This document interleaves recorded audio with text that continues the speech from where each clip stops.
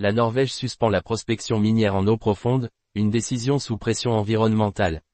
Face à la controverse écologique, Oslo reporte ses ambitions minières dans l'Arctique.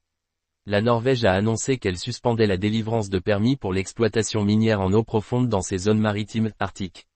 Cette décision, annoncée le 1er décembre, résulte d'un compromis politique entre le gouvernement minoritaire et le parti écologiste de gauche, SV, en échange de son soutien budgétaire. Le Premier ministre norvégien, Jonas Gahr Støre, a déclaré que cette suspension était temporaire, laissant entrevoir une possible reprise à l'avenir.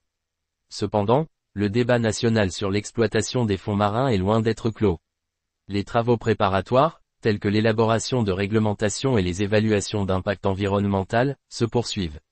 Le gouvernement avait initialement prévu de délivrer les premiers permis dès 2025, dans le but de répondre à la demande croissante de métaux nécessaires à la transition énergétique, notamment le cuivre et les terres rares. L'initiative a été vivement critiquée par des groupes environnementaux, des scientifiques et plusieurs pays, qui mettent en garde contre les risques irréversibles pour les écosystèmes marins. En mai dernier, le Fonds mondial pour la nature, WWF, a intenté une action en justice contre l'État norvégien, dénonçant l'absence d'études d'impact environnemental suffisantes avant l'ouverture des fonds marins à la prospection.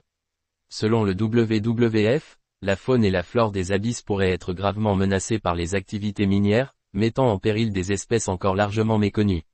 La suspension est un pas dans la bonne direction, mais l'avenir des écosystèmes marins reste incertain, a déclaré Caroline Andor, directrice du WWF Norvège. Le parti écologiste SV a joué un rôle clé dans ce report, en conditionnant son soutien au budget de l'État à l'abandon temporaire des projets miniers. Pourtant, cette décision pourrait être remise en question après les prochaines élections nationales de septembre 2025. Les partis d'opposition favorables à l'exploitation minière, actuellement en tête des sondages, pourraient inverser cette tendance. Pour Oslo, l'exploitation des fonds marins constitue un enjeu stratégique. Les métaux rares présents dans les eaux arctiques sont essentiels pour fabriquer des batteries, des éoliennes et d'autres technologies nécessaires à la transition énergétique.